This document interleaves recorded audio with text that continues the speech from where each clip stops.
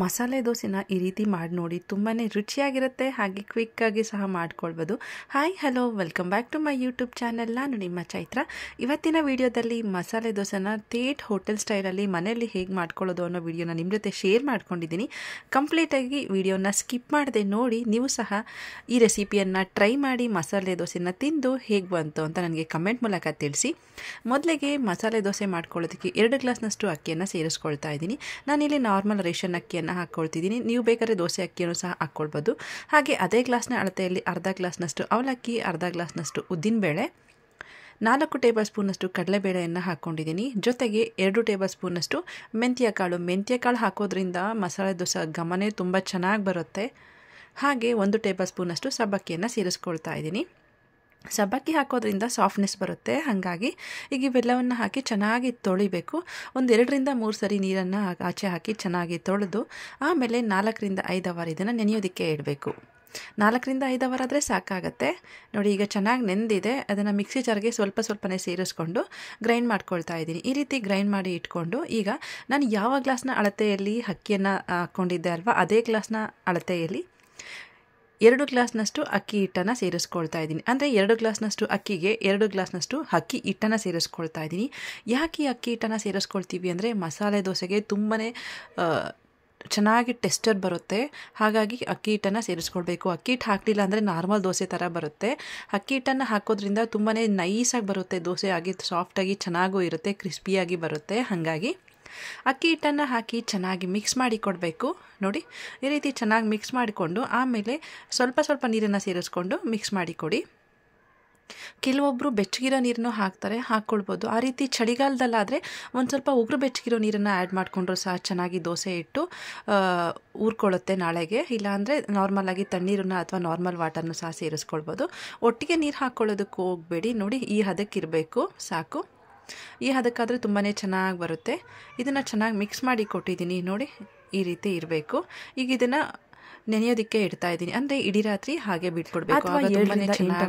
ಬಿಡಲೇಬೇಕು. ಆಗ ಚೆನ್ನಾಗಿ ಹೊಂದ್ಕೊಂಡಿರುತ್ತೆ ಮತ್ತು ದೋಸೆ ಹಿಟ್ಟು ಚೆನ್ನಾಗಿ ಊರ್ಕೊಂಡು ಸಾಫ್ಟಾಗಿ ಬರುತ್ತೆ ದೋಸೆ. ಹಾಗಾಗಿ ನೋಡಿ, ಈಗ ಚೆನ್ನಾಗಿ ಹೆಚ್ಚಾಗಿದೆ, ನೀವು ನೋಡ್ಬೋದು ಇಲ್ಲಿ. ಇದನ್ನು ಒಮ್ಮೆ ಈ ರೀತಿ ಮಿಕ್ಸ್ ಮಾಡಿ ಕೊಟ್ಟು ಈಗ ಇದಕ್ಕೆ ರುಚಿಗೆ ತಕ್ಕಷ್ಟು ಉಪ್ಪನ್ನು ಸೇರಿಸ್ಕೊಳ್ತಾ ಇದ್ದೀನಿ. ನೋಡಿಕೊಂಡು ಉಪ್ಪನ್ನು ಹಾಕ್ಕೊಡಿ. ಹಾಗೆ 1 ಟೇಬಲ್ ಸ್ಪೂನಷ್ಟು ಸಕ್ಕರೆಯನ್ನು ಹಾಕ್ಕೊಳ್ತಾ ಇದ್ದೀನಿ. ಸಕ್ಕರೆಯನ್ನು ಹಾಕೋದ್ರಿಂದ ದೋಸೆ ಕಪ್ಪಾಗೋದಿಲ್ಲ ಹೆಚ್ಚಿಗೆ ಬೆಂದ್ರೂ. ಮತ್ತು ಮಸಾಲೆ ದೋಸೆ ನೀವು ನೋಡಿರ್ಬೋದು ಸ್ವಲ್ಪ ಗೋಲ್ಡನ್ ಕಲರ್ ಇರುತ್ತೆ. ಸಕ್ಕರೆಯನ್ನು ಹಾಕೋದ್ರಿಂದ ಏನಾಗುತ್ತೆ, ಗೋಲ್ಡನ್ ಕಲರ್ ಬರುತ್ತೆ ಬೇಯಬೇಕಾದ್ರೆ. ಹಾಗಾಗಿ ಸಕ್ಕರೆಯನ್ನು ಸೇರಿಸ್ಕೊಳ್ಳಿ. ಉಪ್ಪು ಮತ್ತು ಸಕ್ಕರೆ ಹಾಕೋದ್ರಿಂದ ಇನ್ನೂ ಸ್ವಲ್ಪ ಹೆಚ್ಚಿಗೆ ಹುರ್ಕೊಳ್ಳುತ್ತೆ, ಚೆನ್ನಾಗಿ ಬರುತ್ತೆ. ಇದನ್ನು ಚೆನ್ನಾಗಿ ಮಿಕ್ಸ್ ಮಾಡಿ ಕೊಟ್ಟು ಸೈಡ್ಗೆ ಇಟ್ಕೊಳ್ಳೋಣ. ಅಷ್ಟರಲ್ಲಿ ಕೆಂಪು ಚಟ್ನಿ, ಅಂದರೆ ಮಸಾಲೆ ದೋಸೆಗೆ ಕೆಂಪು ಚಟ್ನಿ ಬೇಕಲ್ವ, ಹಾಗಾಗಿ ಕೆಂಪು ಚಟ್ನಿ ಮಾಡ್ಕೊಳ್ಳೋದಕ್ಕೆ ಬ್ಯಾಡಗಿ ಮೆಣಸಿನ್ಕಾಯಿ ಒಂದು 10 ರಿಂದ 15 ಸೇರಿಸ್ಕೊಂಡಿದ್ದೀನಿ. ಮತ್ತು ಕೆಂಪು ಮೆಣಸಿನ್ಕಾಯಿ ಒಂದು 8 ರಿಂದ 10, ಇನ್ನೂ ಸ್ವಲ್ಪ ಜಾಸ್ತಿನೇ ಇದೆ. ಹಾಗೆ ಬೆಳ್ಳುಳ್ಳಿ ಅರ್ಧ ಟೇಬಲ್ ಸ್ಪೂನ್, ಮೆಣಸು ಮತ್ತು ಸ್ವಲ್ಪ ಈರುಳ್ಳಿ, 2 ಟೇಬಲ್ ಸ್ಪೂನಷ್ಟು ಕಡಲೆಪಪ್ಪು ಅಂದರೆ ಹುರ್ಗಡ್ಲೆಯನ್ನು ಸೇರಿಸ್ಕೊಳ್ತಾ ಇದ್ದೀನಿ. ಮೊದಲಿಗೆ ಬ್ಯಾಡಗಿ ಮೆಣಸಿನ್ಕಾಯಿ ಮತ್ತು ಖಾರ ಮೆಣಸಿನ್ಕಾಯಿನ ಬಿಸಿನೀರು ಹಾಕಿ ನೆನೆಯೋಕೆ ಇಡಬೇಕು. ಒಂದು 10 ನಿಮಿಷ ಇದನ್ನು ನೆನೆಯೋದಕ್ಕಿಟ್ರೆ ತುಂಬಾ ಚೆನ್ನಾಗಿ ಕಲರ್ ಬಿಟ್ಕೊಳ್ಳುತ್ತೆ. ಹಾಗಾಗಿ ನೋಡಿ, ನೀವು ಕ್ವಾಂಟಿಟಿನ ನೋಡಿಕೊಂಡು ಬ್ಯಾಡಗಿ ಮೆಣಸಿನ್ಕಾಯಿ ಆಗಿರ್ಬೋದು, ಖಾರ ಮೆಣಸಿನ್ಕಾಯಿನ ಸೇರಿಸ್ಕೊಳ್ಬೋದು. ಇಷ್ಟೇ ಅಂತ ಏನಿಲ್ಲ, ಬ್ಯಾಡಗಿ ಮೆಣಸಿನ್ಕಾಯಿ ಹೆಚ್ಚಿಗೆ ಸೇರಿಸ್ಕೊಂಡ್ರೆ ಕಲರ್ ಚೆನ್ನಾಗಿ ಬರುತ್ತೆ. ನೋಡಿ, ಈಗ ಒಂದು 10 ನಿಮಿಷ ಆಗೋಷ್ಟರಲ್ಲಿ ಈಗ ಮಿಕ್ಸಿ ಜಾರ್ಗೆ ಸೇರಿಸ್ಕೊಳ್ತಾ ಇದ್ದೀನಿ. ನೀವು ನೋಡ್ಬೋದು ಎಷ್ಟು ಚೆನ್ನಾಗಿ ಕಲರ್ ಬಿಟ್ಕೊಂಡಿದೆ ಅಂತ. ನೀರು ನೋಡಿ ಕಲರ್ ನಿಮ್ಗೆ ಈಗಲೇ ಗೊತ್ತಾಗುತ್ತೆ. ಒಂದು 10 ನಿಮಿಷ ಬಿಸಿನೀರಲ್ಲಿ ನೆನೆಸಿರೋದ್ರಿಂದನೇ ಇಷ್ಟು ಚೆನ್ನಾಗಿ ಕಲರ್ ಬಂದಿದೆ. ಈಗ ನೆನೆಸ್ಕೊಂಡ್ರು ಬ್ಯಾಡಗಿ ಮೆಣಸಿನ್ಕಾಯಿ ಮತ್ತು ಖಾರ ಮೆಣಸಿನ್ಕಾಯಿನ ಮಿಕ್ಸಿ ಜಾರ್ಗೆ ಸೇರಿಸ್ಕೊಂಡು ಹಾಗೆ ಇದಕ್ಕೆ ಬಿಡಿಸಿಟ್ಕೊಂಡ್ರು ಬೆಳ್ಳುಳ್ಳಿಯನ್ನು ಸೇರಿಸ್ಕೊಳ್ತಾ ಇದ್ದೀನಿ. ಮತ್ತು ಅರ್ಧ ಟೇಬಲ್ ಸ್ಪೂನಷ್ಟು ಪೆಪ್ಪರ್ ಅಂದರೆ ಕಾಳು ಮೆಣಸನ್ನು ಸೇರಿಸ್ಕೊಳ್ತಾ ಇದ್ದೀನಿ. ಮತ್ತು 2 ಟೇಬಲ್ ಸ್ಪೂನಷ್ಟು ಹುರ್ಗಡ್ಲೆ, ಜೊತೆಗೆ ಅರ್ಧ ಈರುಳ್ಳಿಯನ್ನು ಸೇರಿಸ್ಕೊಳ್ತಾ ಇದ್ದೀನಿ. ಕ್ವಾಂಟಿಟಿನ ನೋಡಿಕೊಂಡು ನೀವೆಲ್ಲನೂ ಹೆಚ್ಚಿಗೆ ಅಥವಾ ಕಡಿಮೆನ ಮಾಡ್ಕೊಳ್ಬೋದು. ಹಾಗೆ ರುಚಿಗೆ ತಕ್ಕಷ್ಟು ಉಪ್ಪನ್ನು ಸಹ ಈ ಟೈಮಲ್ಲೇ ಸೇರಿಸ್ಕೊಂಡು ಸ್ಮೂತ್ ಪೇಸ್ಟ್ ಥರ ಗ್ರೈಂಡ್ ಮಾಡ್ಕೊಂಡು ಬರಬೇಕು. ನೋಡಿ, ಇಷ್ಟೇ, ಕೆಂಪು ಚಟ್ನಿ ರೆಡಿ ಆಯಿತು. ತುಂಬಾ ಈಸಿಯಾಗಿ ಕ್ವಿಕ್ಕಾಗಿ ಮಾಡ್ಕೊಳ್ಬೋದು. ಈಗ ಕೆಂಪು ಚಟ್ನಿ ರೆಡಿ ಆಗಿದೆ. ಹಾಗೆ ಮಸಾಲೆ ದೋಸೆಗೆ ಪಲ್ಯನ ರೆಡಿ ಮಾಡ್ಕೊಳ್ಬೇಕು. ಹಾಗಾಗಿ ಪ್ಯಾನ್ನ ಬಿಸಿ ಮಾಡೋದಕ್ಕೆ ಇಟ್ಕೊಂಡು ಎಣ್ಣೆ ಸ್ವಲ್ಪ ಎಕ್ಸ್ಟ್ರಾನೇ ಹಾಕ್ಕೊಳ್ಳಿ, ಚೆನ್ನಾಗಿ ಬರುತ್ತೆ ಟೇಸ್ಟು.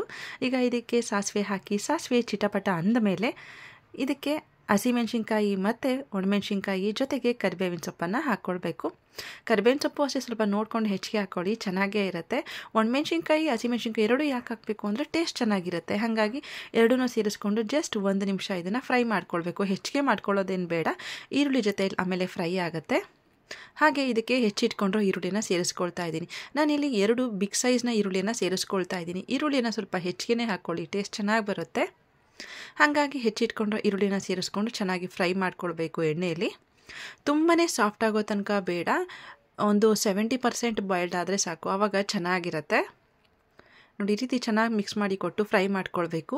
ಈ ರೀತಿ ಫ್ರೈ ಮಾಡ್ಕೊಳ್ಬೇಕಾದ್ರೆ ಇದಕ್ಕೆ ರುಚಿಗೆ ತಕ್ಕಷ್ಟು ಉಪ್ಪನ್ನು ಈಗಲೇ ಸೇರಿಸ್ಕೊಳ್ತಾ ಇದ್ದೀನಿ. ಯಾಕೆ ಅಂದರೆ ಈರುಳ್ಳಿ ಬೇಗ ಸಾಫ್ಟ್ ಆಗುತ್ತೆ ಉಪ್ಪನ್ನು ಹಾಕಿ ಬೇಯಿಸ್ಕೊಳ್ಳೋದ್ರಿಂದ. ಹಾಗಾಗಿ ಉಪ್ಪನ್ನು ಸೇರಿಸಿ ಚೆನ್ನಾಗಿ ಮಿಕ್ಸ್ ಮಾಡಿ ಕೊಟ್ಟು ಇನ್ನೊಂದು 2 ನಿಮಿಷ ಇದನ್ನು ಫ್ರೈ ಮಾಡ್ಕೊಳ್ಬೇಕು. ಈ ರೀತಿ ಫ್ರೈ ಮಾಡ್ಕೊಳ್ಬೇಕಾದ್ರೇ ಅರ್ಶಿನದ ಪುಡಿಯನ್ನು ನೋಡಿಕೊಂಡು ಸೇರಿಸ್ಕೊಂಬಿಡಿ.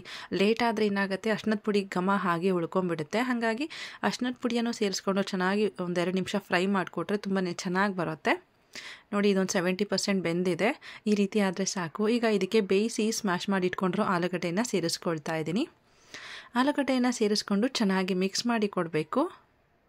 ಸ್ಟವ್ನ ಸಿಮ್ಮಲ್ಲಿ ಇಟ್ಕೊಂಡೇ ಮಿಕ್ಸ್ ಮಾಡಿ ಕೊಡ್ತಾ ಇದ್ದೀನಿ. ಹಾಗೆ ಇದಕ್ಕೆ ಸಣ್ಣದಾಗಿ ಹೆಚ್ಚಿಟ್ಕೊಂಡ್ರು ಸ್ವಲ್ಪ ಕೊತ್ತಂಬರಿ ಸೊಪ್ಪನ್ನ ಹಾಕಿ ಚೆನ್ನಾಗಿ ಮಿಕ್ಸ್ ಮಾಡಿ ಕೊಟ್ಟರೆ ಸಖತ್ ಟೇಸ್ಟಿಯಾಗಿರೋ ಆಲೂಗಡ್ಡೆ ಪಲ್ಯನೂ ರೆಡಿ. ಕೆಲವರಿಗೆ ಅರ್ಶಿನದ ಪುಡಿ ಹಾಕಿದ್ರೆ ಇಷ್ಟ ಆಗಲ್ಲ ಅನ್ನೋರು ಸ್ಕಿಪ್ ಮಾಡಿ ಸಹ ಮಾಡ್ಕೊಳ್ಬೋದು, ಅದು ಸಹ ಚೆನ್ನಾಗಿರುತ್ತೆ. ನೋಡಿ, ಈಗ ಆಲೂಗಡ್ಡೆ ಪಲ್ಯನೂ ಸಹ ರೆಡಿಯಾಗಿದೆ. ದೋಸೆನ ಮಾಡ್ಕೊಳ್ಳೋಣ. ಮೊದಲಿಗೆ ದೋಸೆಗೆ ಟವಾನ ಬಿಸಿ ಮಾಡೋದಕ್ಕಿಟ್ಟು ಈ ರೀತಿ ಸ್ಪ್ರೆಡ್ ಮಾಡ್ಕೊಳ್ತಾ ಇದ್ದೀನಿ. ಕೆಳಗಡೆಗೆ ನಾನೇನು ಎಣ್ಣೆಯನ್ನು ಹಾಕಿಲ್ಲ ಟವಾಗೆ, ಹಾಗೆ ಹಾಕ್ಕೊಳ್ತಾ ಇದ್ದೀನಿ ದೋಸೆನ. ಈಗ ಇದಕ್ಕೆ ಮೇಲೆ ಎಣ್ಣೆನ ಸೇರಿಸ್ಕೊಳ್ತಾ ಇದ್ದೀನಿ. ಎಣ್ಣೆನ ಸ್ವಲ್ಪ ಹೆಚ್ಚಿಗೆ ಹಾಕ್ಕೊಳ್ಳಿ, ಅಂದರೆ 1 ಟೇಬಲ್ ಸ್ಪೂನಷ್ಟು ಎಣ್ಣೆ ಆದರೂ ಹಾಕ್ಕೊಳ್ಬೇಕು, ಆವಾಗ ಚೆನ್ನಾಗಿ ಬರುತ್ತೆ ಮತ್ತು ಕ್ರಿಸ್ಪಿಯಾಗಿರುತ್ತೆ.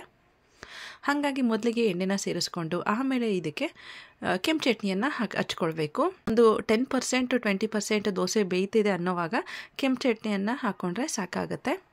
ನೋಡಿ, ಈಗ ದೋಸೆ ಒಂದು 10 to 20% ಬಾಯ್ಲ್ಡ್ ಆಗಿದೆ.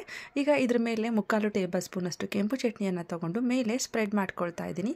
ನಿಮಗೆ ನೋಡಿಕೊಂಡು ಸ್ಪ್ರೆಡ್ ಮಾಡ್ಕೊಳ್ಳಿ. ಲೈಟಾಗಿ ಸ್ಪ್ರೆಡ್ ಮಾಡಿದ್ರೆ ತುಂಬಾ ಚೆನ್ನಾಗಿರುತ್ತೆ, ತುಂಬ ಹೆವಿಯಾಗಿ ಮಾಡ್ಕೊಳ್ಬೇಡಿ. ನೋಡಿ, ಈ ರೀತಿ ಇದ್ದರೆ ಸಾಕಾಗತ್ತೆ. ಕೆಂಪು ಚಟ್ನಿಯನ್ನು ಸೇರಿಸ್ಕೊಂಡ್ಮೇಲೆ ಆಲೂಗಡ್ಡೆ ಪಲ್ಯನ ಮೇಲೆ ಇಟ್ಕೊಳ್ಬೇಕು. ಮಾಡಿಟ್ಕೊಂಡ್ರು ಆಲೂಗಡ್ಡೆ ಪಲ್ಯನ 1 ಟೇಬಲ್ ಸ್ಪೂನಲ್ಲಿ 1-2 ಟೇಬಲ್ ಸ್ಪೂನಷ್ಟು ಆಲೂಗಡ್ಡೆ ಪಲ್ಯನ ಇದು ಸೆಂಟ್ರಲ್ಲಿ ಇಟ್ಕೊಂಡ್ರೆ ಸಾಕಾಗತ್ತೆ. ನೋಡಿ, ಈ ರೀತಿ ಸೇರಿಸ್ಕೊಳ್ಬೇಕು. ಹಾಗೆ ಸ್ಟವ್ನ ನೀವು ನಾರ್ಮಲಾಗಿ ಇಟ್ಕೊಂಡೇ ದೋಸೆನ ಮಾಡ್ಕೊಳ್ಬೇಕು. ಸ್ಟವ್ನ ಮೀಡಿಯಮ್ ಅಥವಾ ಲೋ ಫ್ಲೇಮಲ್ಲಿ ಇಟ್ಕೊಂಡು ಮಾಡ್ಕೊಳ್ಳೋಕೆ ಹೋಗಬೇಡಿ. ನಾರ್ಮಲಾಗಿ ಯಾವ ರೀತಿ ಇಡ್ತೀರಲ್ವ ಅದೇ ರೀತಿ ಇಟ್ಕೊಂಡು ಮಾಡ್ಕೊಳ್ಳಿ. ಆಲೂಗಡ್ಡೆ ಪಲ್ಯನ ಹಾಕಾದ್ಮೇಲೆ ಇದಕ್ಕೆ ಮೇಲೆ ತುಪ್ಪನ ಹಾಕ್ಕೊಳ್ತಾ ಇದ್ದೀನಿ. ಮಸಾಲೆ ದೋಸೆ ಅಂದರೆ ತುಪ್ಪ ಇದ್ರೇ ಟೇಸ್ಟು, ಹಾಗೆ ಘಮನೂ ಅಷ್ಟೇ. ಆಯಿಲ್ನ ಮೊದಲೇ ಹಾಕಿರಬೇಕು, ಆಗ ಕ್ರಿಸ್ಪಿನೆಸ್ ಬರುತ್ತೆ. ತುಪ್ಪನ ದೋಸೆ 3/4 ಭಾಗ ಬೆಂದ ಮೇಲೆ ಒಂದು 75% ದೋಸೆ ಬೆಂದಿದೆ ಅನ್ನೋ ಟೈಮಲ್ಲಿ ತುಪ್ಪನ ಸೇರಿಸ್ಕೊಳ್ಳಿ. ಆಗ ತುಪ್ಪದ ಘಮ ಹಾಗೇ ಇರುತ್ತೆ, ತುಂಬಾ ಚೆನ್ನಾಗಿರುತ್ತೆ. ಹಾಗಾಗಿ ತುಪ್ಪ ಒಂದು ಸ್ವಲ್ಪ ಎಕ್ಸ್ಟ್ರಾನೇ ಹಾಕ್ಕೊಳ್ಳಿ. ಮಸಾಲೆ ದೋಸೆ ಇನ್ನೊಂದು ಲೆವೆಲಿಗೆ ಟೇಸ್ಟ್ ಇರುತ್ತೆ.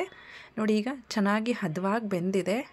ಇದನ್ನು ನಿಧಾನಕ್ಕೆ ಈ ರೀತಿ ಕೆಳಗಡೆ ಎಲ್ಲ ಮೂವ್ ಮಾಡಿಕೊಂಡು ಆಮೇಲೆ ಫೋಲ್ಡ್ ಮಾಡ್ಕೊಳ್ಳಿ.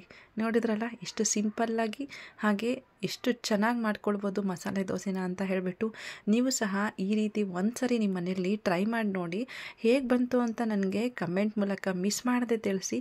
ಹಾಗೆ ಯಾರಿಗೆಲ್ಲ ಮಸಾಲೆ ದೋಸೆ ಅಂದರೆ ಇಷ್ಟ ಕಮೆಂಟ್ ಮಾಡಿ. ಹಾಗೆ ಈ ವಿಡಿಯೋ ಇಷ್ಟ ಆದರೆ ನಿಮ್ಮ ಫ್ಯಾಮಿಲಿ ಫ್ರೆಂಡ್ಸ್ಗೂ ಸಹ ಶೇರ್ ಮಾಡಿ. ನೀವು ಇನ್ನೂ ನಮ್ಮ ಚಾನಲ್ನ ಸಬ್ಸ್ಕ್ರೈಬ್ ಮಾಡದೆ ನೋಡ್ತಿದ್ರೆ ಈಗಲೇ ಸಬ್ಸ್ಕ್ರೈಬ್ ಮಾಡಿ. ಸಖತ್ ಟೇಸ್ಟಿಯಾಗಿರೋ ಮಸಾಲೆ ದೋಸೆ ರೆಡಿಯಾಗಿದೆ. ಟ್ರೈ ಮಾಡಿ ತಿಂದು ಹೇಗೆ ಬಂತು ಅಂತ ನನಗೆ ಕಮೆಂಟ್ ಮೂಲಕ ತಿಳಿಸ್ತೀರಾ ಅಲ್ವಾ. Thank you for watching our channel.